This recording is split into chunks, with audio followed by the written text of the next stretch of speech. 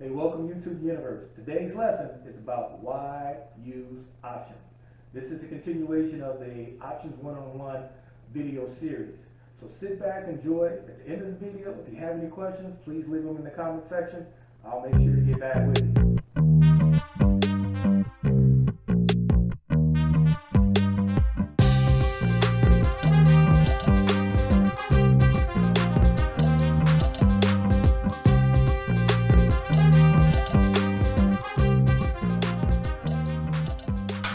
Hey, welcome to the Get Money channel. Today's lesson is all about why use options. This here is nothing more than a continuation of the Options One-on-One video series. Today what we're going to focus on is what are the advantages and disadvantages of using options from the buyer's perspective to the seller's perspective. But before we get started, I need you guys to do me a favor. Make sure that you hit that like, subscribe, and that notification button, as well as tell all your friends and family about the Get Money channel. All right, thanks. All right, getting back to this. Hey, I figured the best way to illustrate today's lesson is actually by using an actual stock and the performance of that stock. And the stock that I chose is Apple. On the 11th of December, Apple closed at $122.41. Now, the seller, you're going to need a buyer, you're going to need a seller, and of course the market maker. But from the seller's perspective, let's say the seller went out there and bought 100 shares of Apple at $122.41. That person paid $12,241. Then they went out there to the options chain to take a look and see exactly what was available when it comes to options, so far as in price, expiration date. They chose the January 22nd, 2021 call option with a strike price of $125. As a result of that, they received $437 in premiums. They received that money, they can use it right away.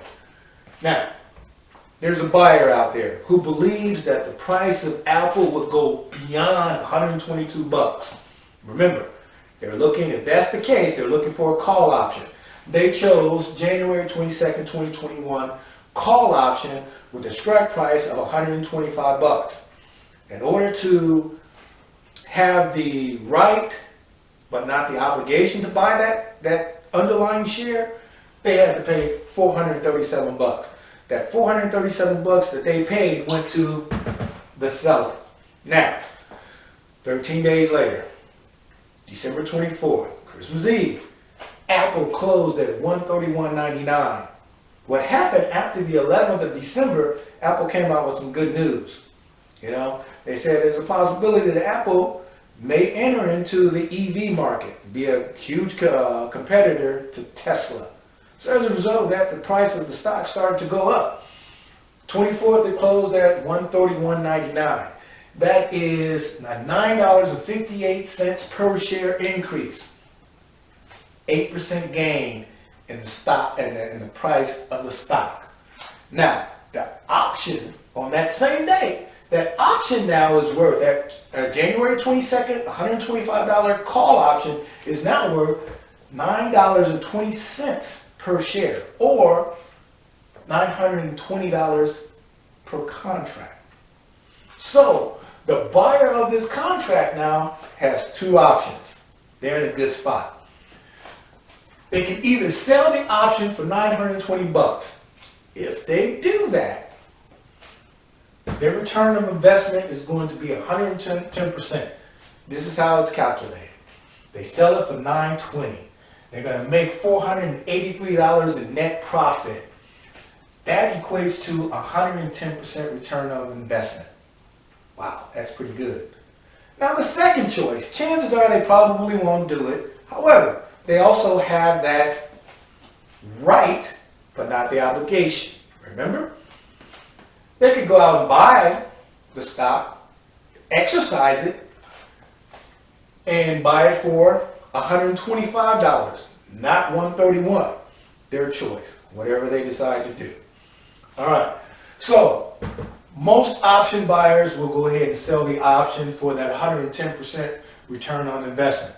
Now, when you start looking at the seller's return on investment, Remember, they received that 437 bucks. Because they had a $125 strike price, and the current price now is $131.99,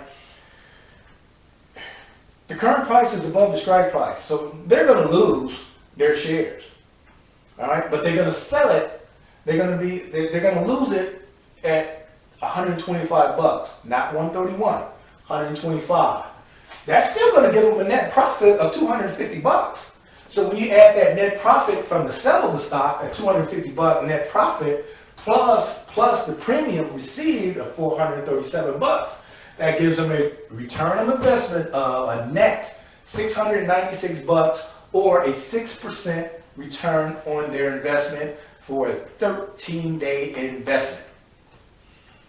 You're looking at that 6% compared to that 110. You can't do that. From the seller perspective, 6% is great.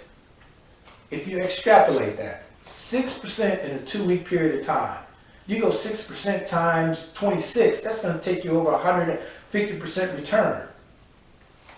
So, not bad. 6%, 13 days, not bad. Now that we looked at the trade and the execution, let's look at the pros and the cons. And let's start with the seller. Let's start with pros. From the seller's perspective, it's a way for them to generate income. This seller generated $437 in a 5-week period. Actually sooner than 5 weeks, but 437 bucks. So time is on the side of the seller. For every day that the current price of the stock is below that strike price, that benefits the seller, not the buyer. Because you got to realize there's an expiration date. So every day that ticks by, and it's not there, not above that strike price, it's going to benefit the seller, not the buyer. Also, just knowing that 80% of all options expire worthless. 80% expire worthless. Benefit to the seller, not the buyer. Also, the very last pro from the seller perspective, if that stock is paying a dividend, the owner of the stock receives the dividend. So, if a dividend is paid out, it's paid to the seller, not the buyer. Now, let's look at the pros for the buyer. Right off the bat, it's less capital.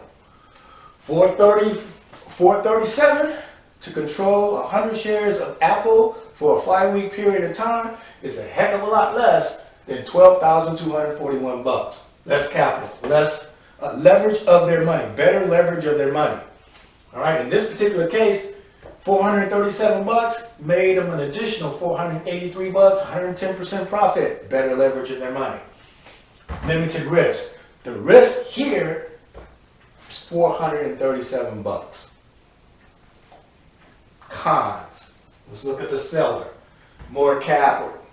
12,241 bucks in order to buy the stock. Profits are capped. All right? When they get exercised, they'll get exercised at the strike price of 125 bucks, not at the current price of 131. It's capped. On the buyer side, time. When a buyer buys an option, it is a fixed time investment. In other words, that stock needs to move in the right direction and hit that, go above that strike price before the end of that expiration. So time is not on their side. They must be right in the direction of the stock. If they bought a call option, they want the stock to go up, and it has to go up beyond that strike price. 80% of all the option expires worthless. They got an 80% chance of not succeeding in the option. They got an 80% chance of being wrong in the option. No dividends. No dividends. Bottom line, as I said earlier, if dividends are paid out, the dividends are paid to the owner of the stock, which is the seller, not the buyer of the option. All right? So that gives you a perspective of the trade, the execution, and the pros and cons of either buying an option or selling an option. Now that you have that information, okay, what do you plan on doing with it? Option is nothing more than a very good tool that you can use for your investment portfolio. All right, how you want to use it, now with that increased knowledge, is definitely left up to you. All right, in closing, always remember this. Results take time. It doesn't happen overnight. All right, so what you need to do is you need to work hard, be consistent, and stay patient. And always remember that knowledge is not power. It's the application of knowledge that's power. All right, guys, I'll see you in the next video. Later.